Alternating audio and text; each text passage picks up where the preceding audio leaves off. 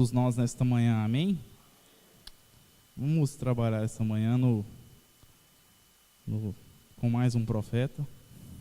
A gente trouxe esses dias Ezequiel, né? Agora eu vou trazer um pouquinho sobre Jonas. Vamos abrir nossas Bíblias no livro de Jonas, capítulo 3. Vamos ler dos versos de 1 a 10.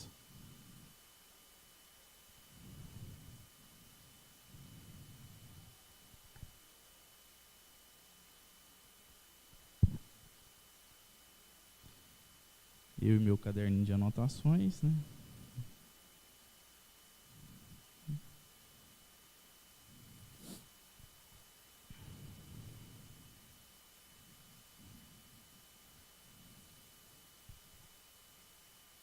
Amém?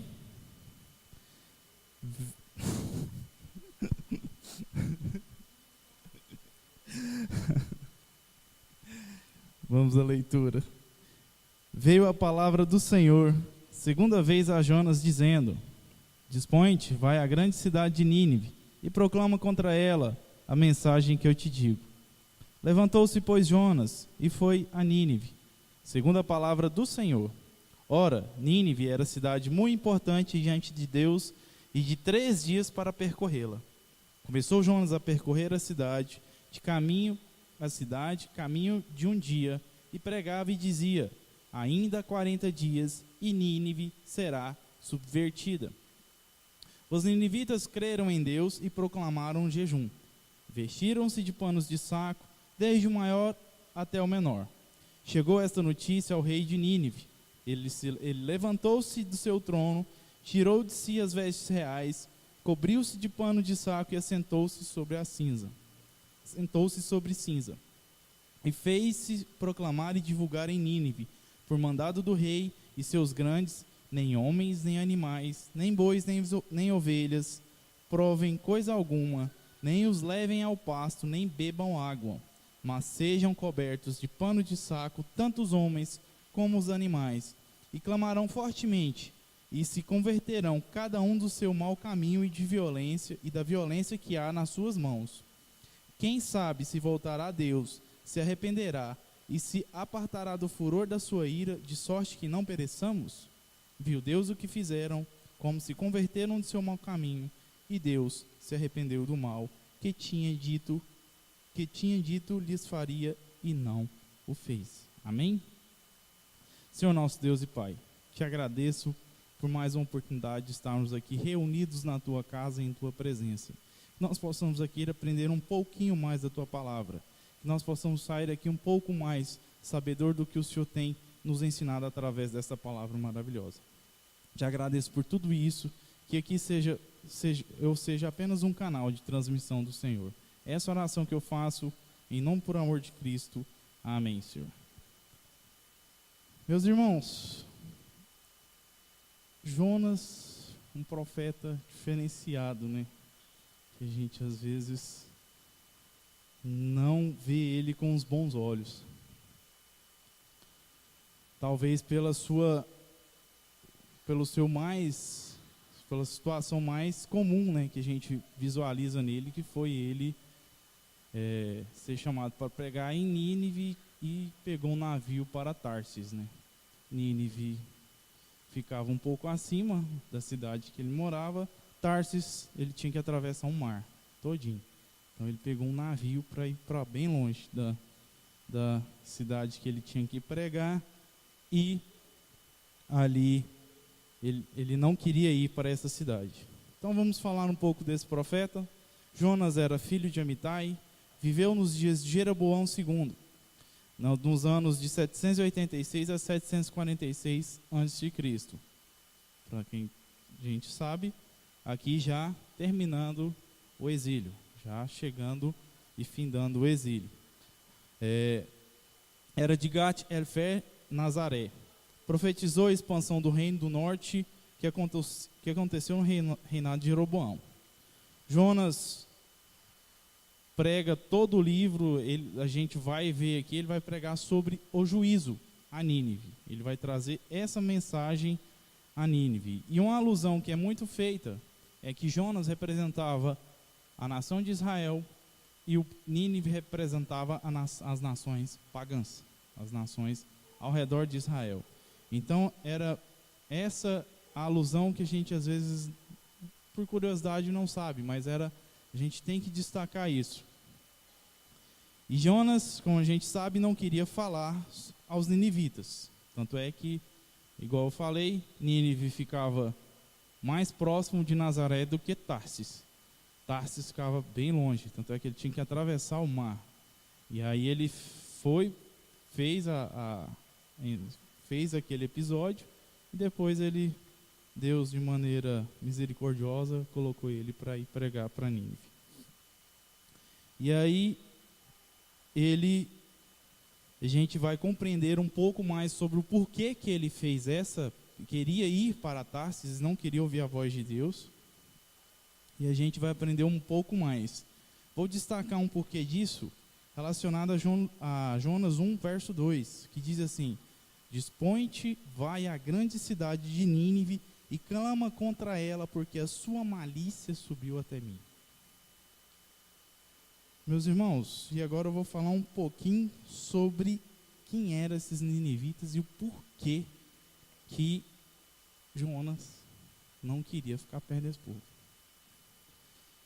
Os ninivitas, eles eram conhecidos pela sua grandiosidade. Eles eram um povo grande, que ostentava, tinha riquezas, tinha um baita de um exército.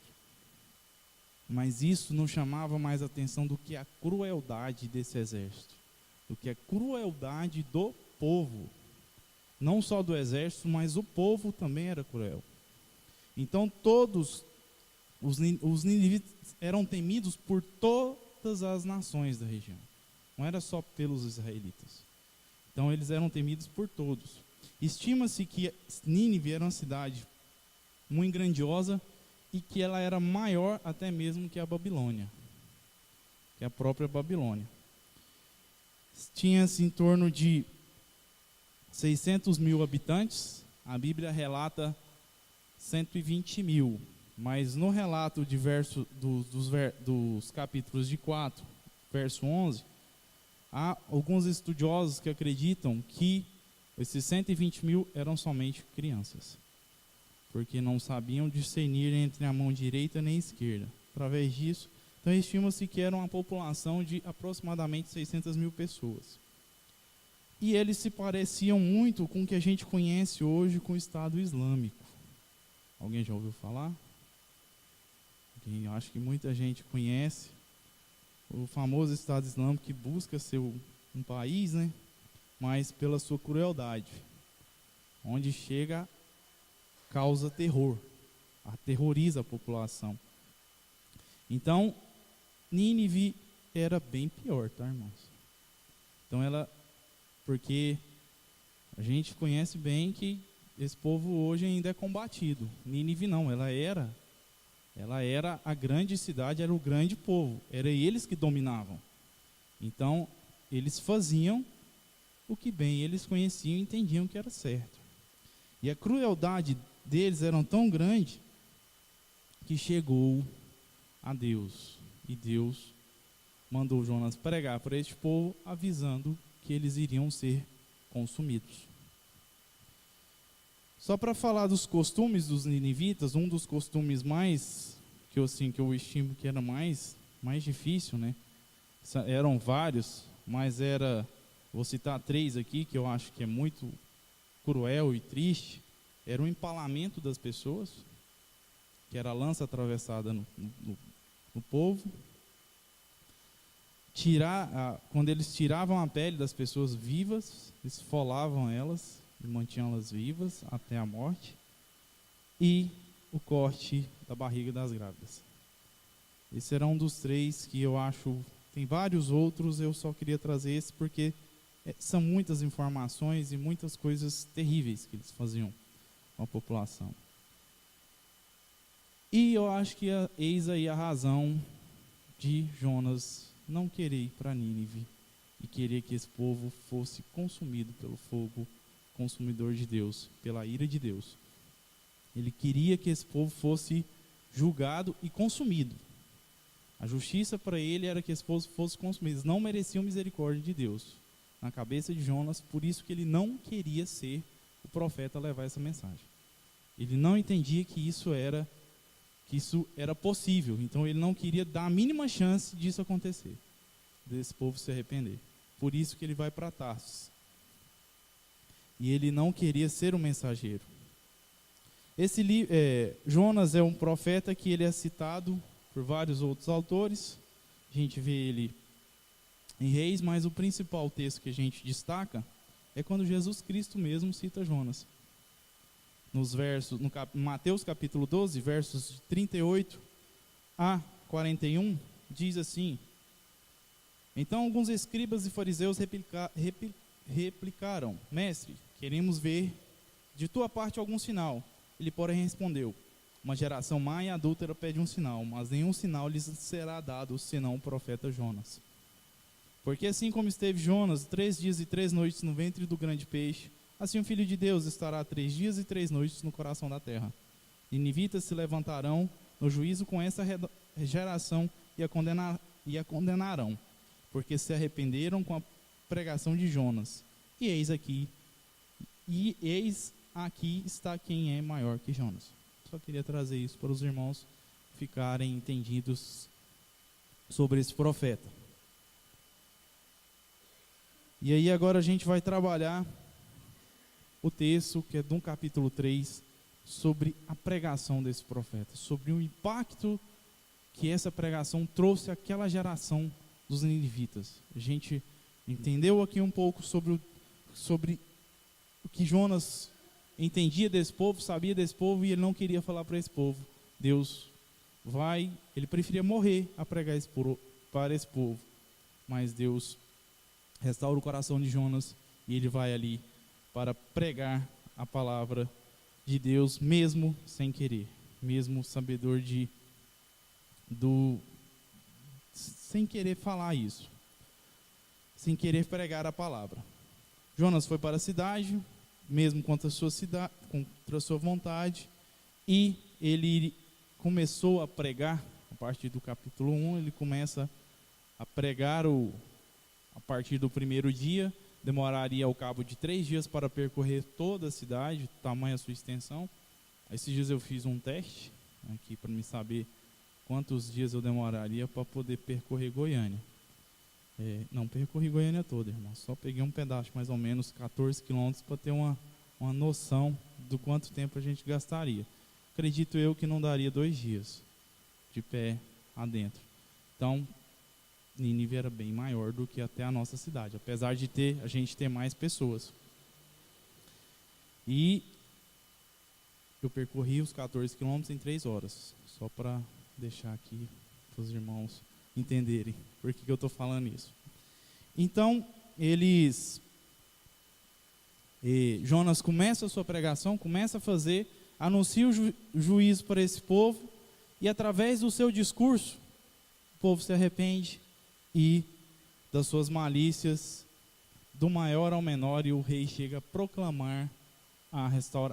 proclamar o arrependimento do povo, e faz o ritual que era de costume das pessoas que estavam tristes, estavam angustiadas, elas estavam arrependidas do mal que fizeram, que era o pano de saco e o jejum. E aí a gente vai entender a gente vai tirar algumas lições desse texto. Por que esse povo se arrepende com a pregação? Por que esse povo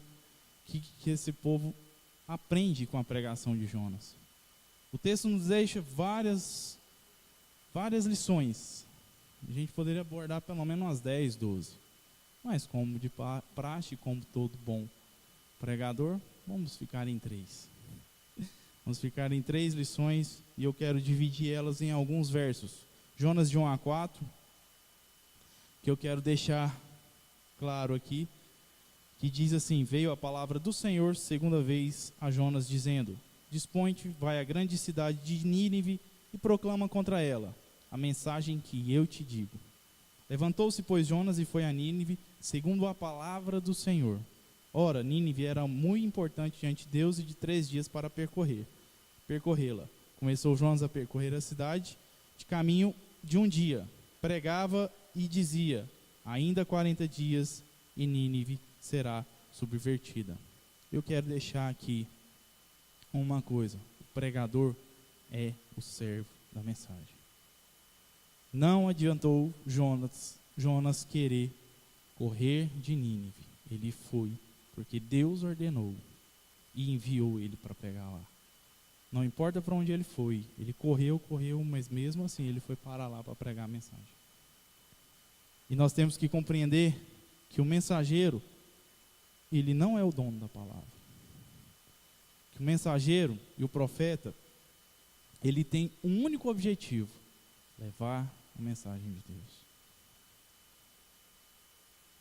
Jonas não teve essa liberdade de escolher se ia levar ou não. Ele teve que levar.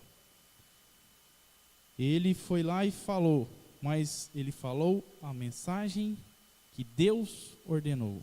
O texto nos deixa claro a mensagem do Senhor. Era uma mensagem que Deus ordenou que Jonas falasse. O Jonas falou daquela palavra com muito entusiasmo, né? Que era uma palavra de juízo. E ele queria o que para aquele povo? Juízo.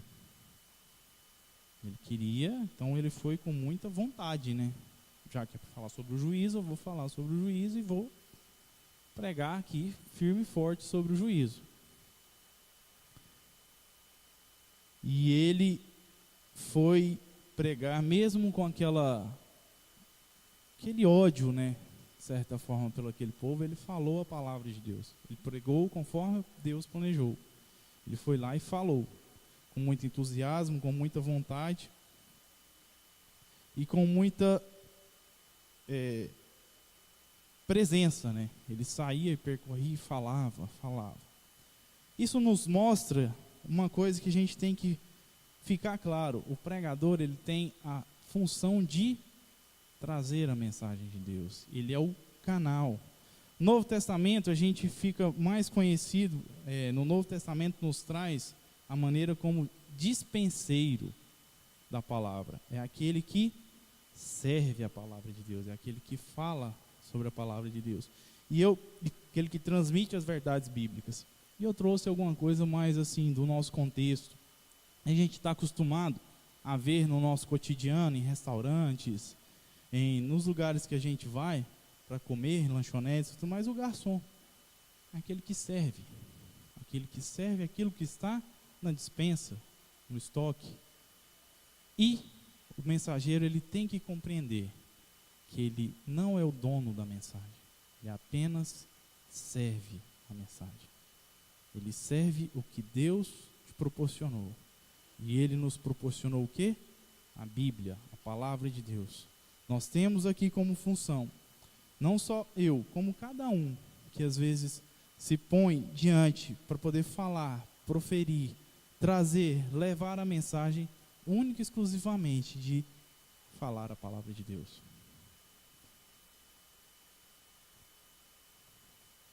Não compete o pregador aqui falar o que ele pensa, o que ele sente, a vontade dele.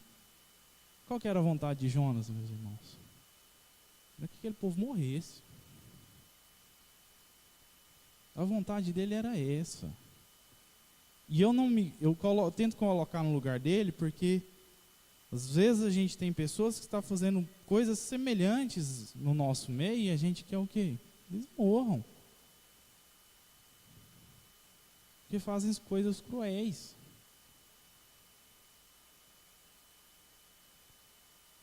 Então Jonas, ele fala, não o que ele pensa, ele fala a palavra de Deus. E compete ao pregador somente trazer isso, a palavra de Deus. Ele não tem compromisso com o público. Nós temos que entender que o pregador, ele não tem compromisso com a plateia, com o público, com as pessoas. Ele tem compromisso com Deus. E através desse canal que as pessoas vão também ou podem chegar a Deus. Então o pregador ele tem que entender isso, o mensageiro ele tem que compreender que ele é um canal a ser utilizado por Deus. E aí eis que Jonas vai e prega com muita vontade, e eis uma segunda lição que a gente aprende. O pregador também não administra os resultados da pregação. O servo da mensagem não administra os resultados da sua vida, da pregação. Nós temos que entender nos versos 4 e 5, diz assim: começou Jonas a percorrer a cidade de caminho de um dia, e pregava e dizia: ainda 40 dias e Nínive será subvertida. 5 diz assim: os ninivitas creram em Deus, proclamaram um jejum, vestiram-se de panos de saco, desde o maior até o menor.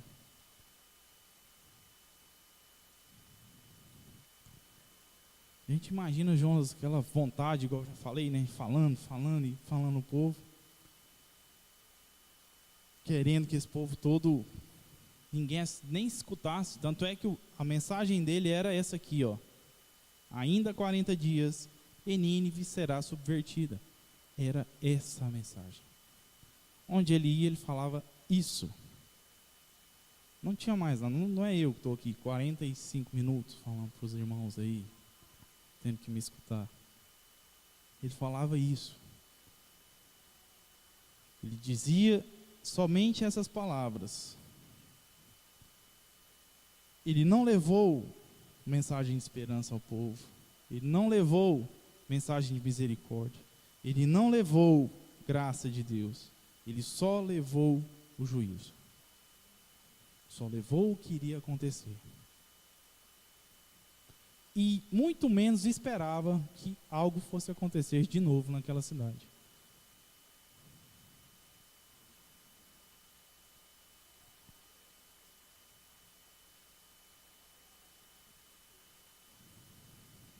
Ele queria que aquela cidade padecesse, que ela chegasse às ruínas pela ira de Deus. Isso às vezes nos traz reflexão também. Quantas vezes a gente não deseja que as pessoas que cometem crimes, cometem algo terrível, sejam arruinadas, sejam mortas, se padecem, que não tenham chance de restauração, de preferência, que vão para o inferno. Quantas vezes a gente deseja isso no nosso coração? Quantas vezes nós, como seres humanos, como pessoas que falham, desejam isso para essas outras pessoas? A gente às vezes não quer pregar mensagem de esperança, a gente não quer trazer mensagem de renovação, a gente não quer trazer mensagem de oportunidade. Às vezes a gente só quer trazer mensagem de condenação. Porque é assim que a gente às vezes deseja para algumas pessoas. A gente não consegue visualizar que essas pessoas possam ser convertidas ao Senhor. Assim era Jonas. Por isso que eu falo que ele parece muito com a gente. E não teve um profeta, às vezes, a gente olhar melhor do que a análise feita dele, de Israel, para com as outras nações. Israel se fechava em si. Deus era só para eles. Não proclamava para as outras nações. Então, a alusão foi muito bem feita. Deus nos deu essa oportunidade.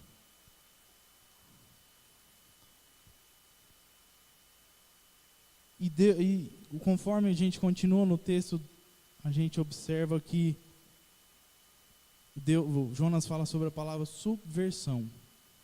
Os irmãos vão lembrar de que subversão foi a palavra usada para Sodoma e Gomorra, né? Os ninivitas conheciam essa história. Eles sabiam do que tinha acontecido. Não só os ninivitas, como todas as nações sabiam que era ser subvertidos, serem consumidos pela ira do Senhor.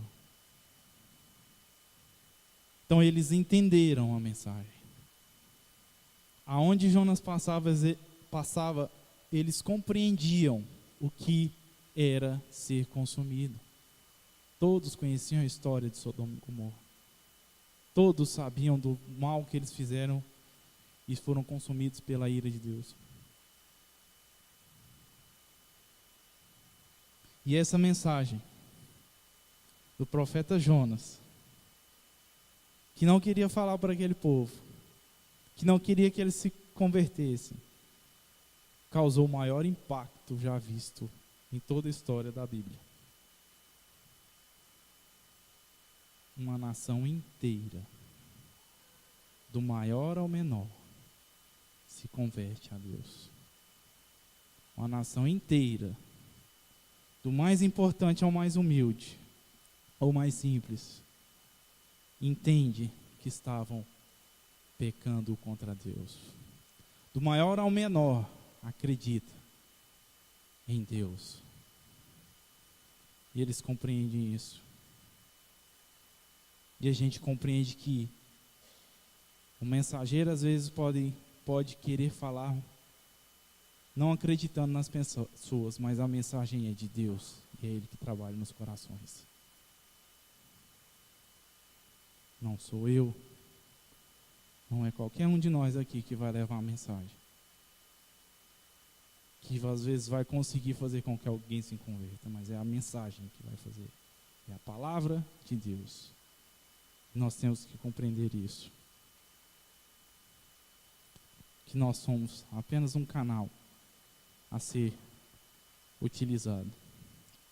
E a terceira lição que a gente pode tirar dessa manhã, aqui nesse texto, é que a pregação trouxe arrependimento. Versos 5 ao 10 diz assim: os ninivitas creram em Deus, proclamaram jejum e vestiram-se de panos de saco, desde o maior até o menor. Chegou essa notícia ao rei de Nínive. Ele levantou-se do seu trono, tirou suas vestes reais, cobriu-se de pano de saco e assentou-se sobre cinza. Fez-se proclamar e divulgar em Nínive por mandado do rei e seus grandes: nem homens, nem animais, nem bois, nem ovelhas provem coisa alguma, nem os levem ao pasto, nem bebam água, mas sejam cobertos de pano de saco, tanto os homens como os animais. E clamarão fortemente a Deus e se converterão, a cada um do seu mau caminho e da violência que há nas suas mãos. Quem sabe se voltará a Deus e se arrependerá e se apartará do furor da sua ira, de sorte que não pereçamos? Viu Deus o que fizeram, como se converteram do seu mau caminho, e Deus arrependeu do mal que tinha dito lhes faria, e não fez. O texto nos mostra que eles se arrependeram. Por quê? Qual que era o ritual do povo de Israel quando estavam em arrependimento, ou quando descobriam que tinham feito algum mal, ou quando viram que estavam angustiados por alguma coisa que fizeram? Se vestirem de panos de saco.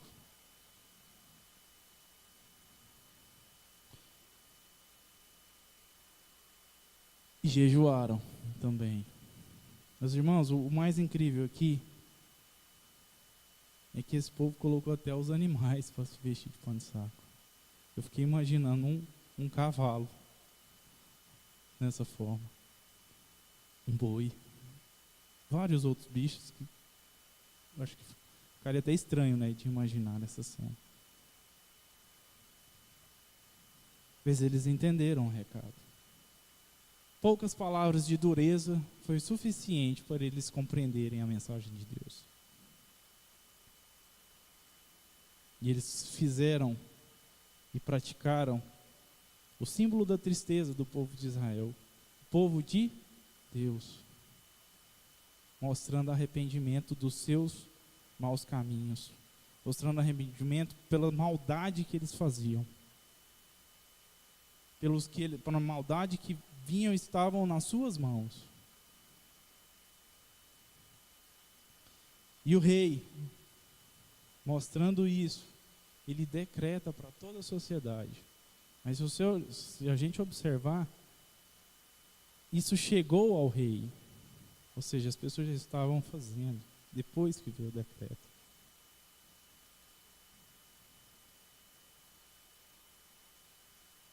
Então eles clamaram fortemente ao fazerem isso, pedindo por talvez a misericórdia de Deus, por uma possível misericórdia de Deus. Eles não entenderam que deveriam ter a misericórdia de Deus. Eles entenderam que deveriam perecer. Eles compreenderam que deveriam parar de existir. Eles deveriam ser consumidos. Eles entenderam isso. E era o que Jonas não queria que eles entendessem. E às vezes a gente é um empecilho para que as pessoas compreendam a palavra de Deus. Às vezes a gente é o obstáculo. Mas não adianta. A palavra vai ser pregada. A palavra vai ser falada. E ela não depende de mim, ela não depende de você. Eu sei que eu posso ser usado, e eu sei que cada um aqui pode ser o canal a ser utilizado. Mas sem você, ela será falada do mesmo jeito.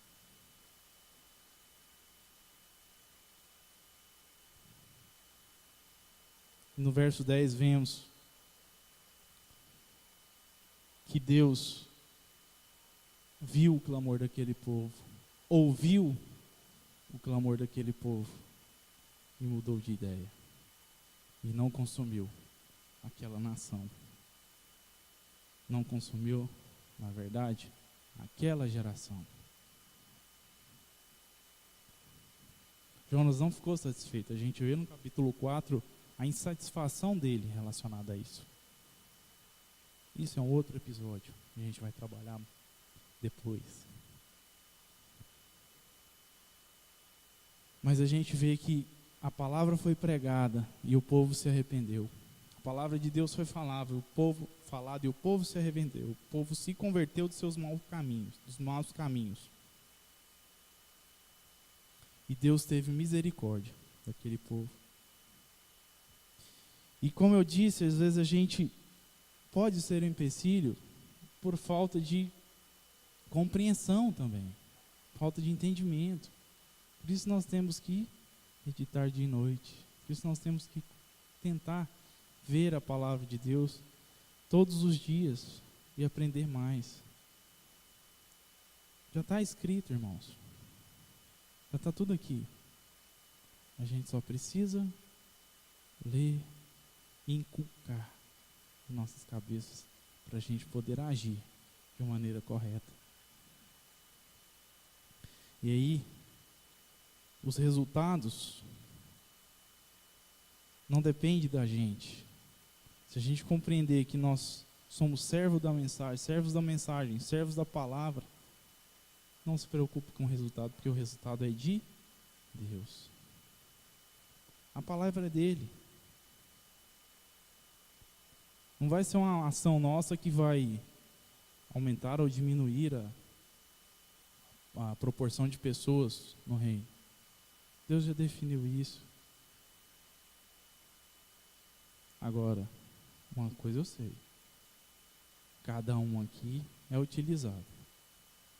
Em cada lugar. E quando eu falei o pregador, eu falei o servo, falei a mensagem, eu não estou falando somente dos pastores, dos evangelistas,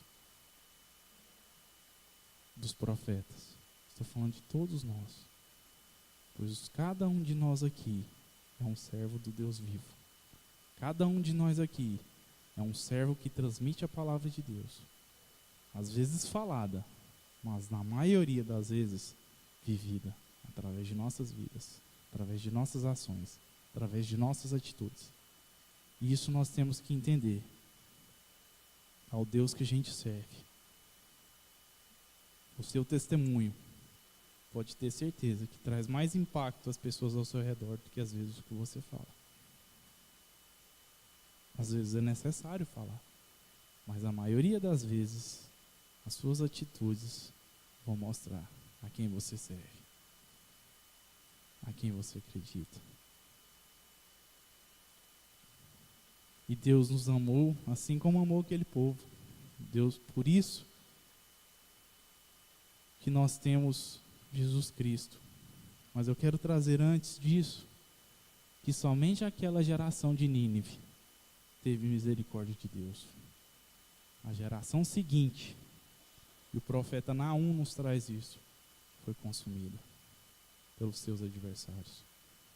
Ela foi destruída, porque não se lembrou de Deus. Nínive não teve segunda chance. Os descendentes daquela geração não teve uma segunda chance. Foram todos mortos pelos seus adversários. Foram consumidos. E nós temos o privilégio, hoje, que aquele povo não teve, de ter a Jesus Cristo como nosso Salvador e intercessor. Deus, Jesus Cristo, no livro de Mateus, fala sobre Jonas, fala sobre a história de Jonas, sobre os ninivitas. E ele fala que ele é maior. Então o que ele fez foi algo muito maior. E é ele que intercede. Ele é que é o nosso intercessor. E que nós possamos compreender que a ação dele em nossa vida vai fazer com que a gente proclame ele, Jesus Cristo, às nações. Amém? Nós possamos compreender cada vez mais o que Cristo fez por nós, o quanto ele nos amou. Eu quero deixar para os irmãos que ele não te ama mais pelo que você faz ou pelo que você fez.